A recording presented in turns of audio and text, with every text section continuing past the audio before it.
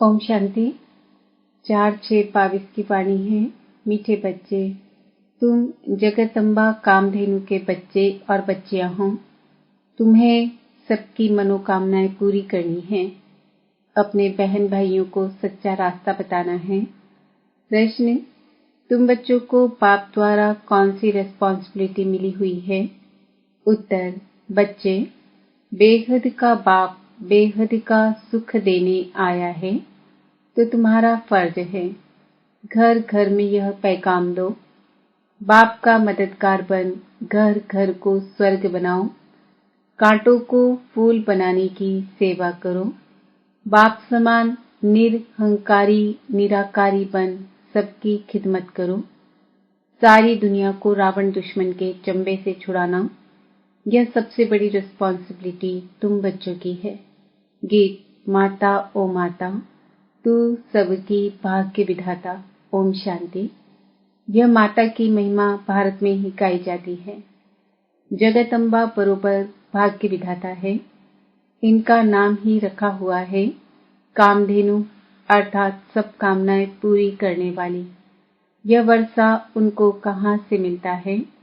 शिव बाबा द्वारा जगदम्बा और जगत पिता को वर्षा मिलता है। बच्चों को यह निश्चय हुआ है कि हम आत्माएं हैं। आत्मा को देख नहीं सकते हैं, जान सकते हैं। जीव और आत्मा है। आत्मा अविनाशी है, शरीर तो विनाशी है, जो इन आंखों से देखा जाता है। आत्मा का साक्षात्कार होता है। कहते हैं विवेकानंद को आत्मा का साक्षात्कार हुआ, परंतु समझ न सका। बच्चे समझते हैं हम अपनी आत्मा का साक्षात्कार करेंगे तो जैसे बाप का भी करेंगे। जैसे आत्मा है वैसे ही आत्माओं का बाप है। कोई फर्क नहीं है। बुद्धि से जाना जाता है यह बाप है, यह बच्चा है। सभी आत्माएं उस बाप को याद करती है। इन आंखों से तो न अपनी आत्मा को न बाप की आत्मा को देख सकते हैं। वह है परम आत्मा, परम धाम में रहने वाला सुप्रीम परमात्मा। भक्ति मार्ग में भी नोदा भक्ति करते हैं तो उनको साक्षात्कार होता है।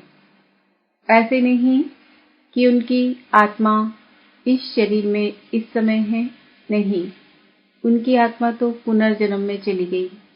भक्ति मार्ग में जो जो जिस भावना से जिसको पूजते हैं उनका साक्षात्कार होता है।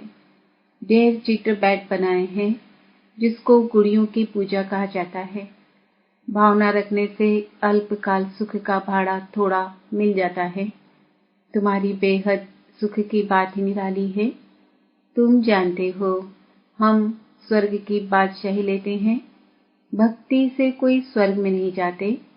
जब भक्ति मार्ग पूरा होता है, अर्थात दुनिया पुरानी होती है, तब ही फिर कलयुग के बाद सतयुग नई दुनिया आएगी। कोई की बुद्धि में नहीं बैठता। सन्यासी भी कहते हैं फलाना ज्योति ज्योत समाया, परंतु ऐसे है नहीं। तुमको अब ईश्वरी बुद्धि मिली है जिसको श्रीमत कहते हैं। अक्षर कितने अच्छे हैं। श्री श्री भगवानुवाच, वही स्वर्ग का मालिक अर्थात नर से नारायण बनाते हैं। तुम श्रीमत से विश्व का राज्य पाते हो। श्री श्री 108 की माला की बहुत महिमा है। 8 रत्नों की माला होती है। सन्यासी लोग भी जपते हैं। एक कपड़ा बनाते हैं, उसको गौमुख कहते हैं। अंदर हाथ डाल माला फेरते हैं। बाबा कहते हैं निरंतर याद करो, तो उन्होंने फिर माला फेरने का अर्थ उठा लिया है। बच्चे जानते हैं अब पारलौकिक बाप ने आकर हमको अपना बनाया है ब्रह्मा द्वारा। प्रजापिता ब्रह्मा है तो प्रजा माता भी है। जगदम्बा को जगत की माता और लक्ष्मी को विश्व की महारानी कहा जाता है। विश्व अम्बा कहो व जगदम्बा कहो, बात एक ही है। तुम बच्चे हो तो ये कुटुंब हो गया। तुम बच्चे भी सबकी मनोकामनाएं पूरी करने वाले हो। जगदम्बा के तुम हो बच्चे और बच्चियां। बुद्धि में यह नशा रहता है हम अपने बहन भाइयों को रास्ता बतावें, बहुत सहज है। भक्ति मार्ग में तो तकलीफ बहुत है। कितने हठ योग प्राणायाम आदि करते हैं, नदी में जाकर स्नान करते हैं, बहुत तकलीफ लेते हैं। अभी बाप कहते हैं तुम थक गए हो।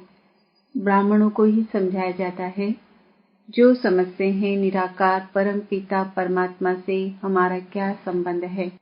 शिव बाबा अक्षर शोभा देता है, रुद्र बाबा भी नहीं कहेंगे, कहते ही हैं शिव बाबा। यह बहुत इजी है, नाम तो और भी ढेर हैं, परंतु यह एक्यूरेट है शिव बाबा। शिव माना बिंदी, रुद्र माना बिंदी नहीं। भल कहते भी हैं शिव बाबा, परंतु समझते कुछ भी नहीं। शिव बाबा और तुम सालिग्राम हो। अभी तुम बच्चों के सिर पर रिस्पॉन्सिबिलिटी है। जैसे गांधी आदि समझते थे भारत को इन फॉरेनर्स से मुक्त करना है, वह तो हुई हरि की बातें। बाप तुम बच्चों को रेस्पॉन्सिबल बनाते हैं, खास भारत और आम सारी दुनिया को माया रावण दुश्मन से छुड़ाना है। इन दुश्मनों ने सबको बहुत दुख दिया है, उस पर जीत पानी है। जैसे गांधी ने फॉरेनर्स को भगाया, यह रावण भी बड़ा फॉरेनर है। द्वापर में यह रावण घुस आता है, किसको पता भी नहीं पड़ता। रावण आकर सारा राज्य छीन लेता है। यह सबसे पुराना फॉरेनर है, जिसने भारत को ऐसा कंगाल बनाया है। उनकी मत से भारत ऐसा भ्रष्टाचारी बन पड़ा है। इस दुश्मन को भगाना है। श्रीमत मिलती है, ये कैसे भागेगा। तुमको बाप का मददगार बनना है, मेरे बनकर, और फिर परमत पर चले तो गिर पड़ेंगे, ऊंच पर पा नहीं सकेंगे। गाया भी जाता है, हिम्मते बच्चे मदद है बाप। तुम हो खुदाई खिदमतकार, खुदा आकर तुम्हारी खिदमत करते हैं। उनको याद करते हैं कि हे पतित पावन आओ।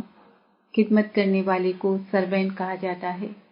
बाबा कितने निरहंकारी निराकार है, निरहंकारी निर्विकारी बनना सिखलाते हैं। आप समान बनाकर कांटों को फूल बनाना है। गारंटी की जाती है, हम विकारों में नहीं जाएंगे। यह है सबसे पुराना दुश्मन, इन पर ही जीत पानी है। कोई कोई तो लिखते हैं बाबा हमने हार खाई, कोई तो बतलाते भी नहीं। एक तो नाम बदनाम करते हैं, सदगुरु की निंदा कराते हैं, तो वह अपना ही नुकसान करते हैं।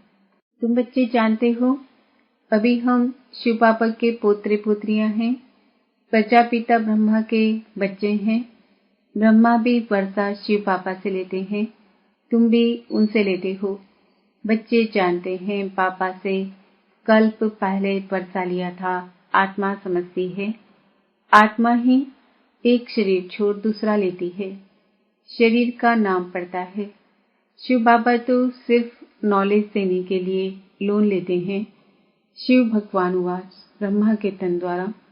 बाकी जास्ती बातों में जाने की दरकार नहीं है। आत्मा निकल जाती है, फिर क्या होता है, कैसे आती है, इन बातों में भी जाने से कोई फायदा नहीं। यह तो साक्षात्कार है। जो कुछ भी होता है साक्षात्कार है। सूक्ष्म वतन का रास्ता अभी खुला हुआ है, बहुत आते जाते हैं। इसमें ज्ञान युग की कोई बात नहीं है। भोग लगाते हैं, आत्मा आती है, खिलाते पिलाते हैं, यह सब है चिट चैट। बाप का बच्चों पर बहुत लव है। तुम बच्चे कहते हो बाप दादा हम आए हैं, शिव और प्रजापिता ब्रह्मा हैं। ब्रह्मा को कहते ही हैं ग्रेट ग्रेट ग्रैंडफादर, कितना बड़ा सिजरा है। इनको शिव बाबा तो नहीं कहेंगे, यहाँ यह मनुष्यों का सिजरा है। यह कॉर्पोरियल की बात है। सभी बिरादरियों से यह पहला नंबर मुख्य बिरादरी गाई जाती है। बड़ा नाटक है ना। अब बच्चे अच्छी रीति समझते हैं, कोई नहीं भी समझते होंगे, इतना तो समझते होंगे बरोबर शिव बाबा सबका बाप है। वर्षा मिलना है दादे से, इनको भी उनसे मिलता है। अच्छा ब्रह्मा को भी भूल जाओ, सगाई हो गई, बाकी क्या।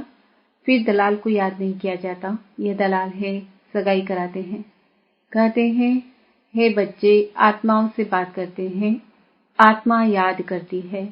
बाबा आकर हमको पावन बनाओ। बाबा कहते हैं मुझे याद करो तो तुम पावन बनते जाएंगे और कोई उपाय नहीं है। शांति धाम से फिर तुमको स्वर्ग में भेज देंगे। यह है पियर घर, वह है ससुर घर। पियर घर में जेवर आदि नहीं पहनते हैं, कायदा नहीं है। यह तो आजकल फैशन हो गया है।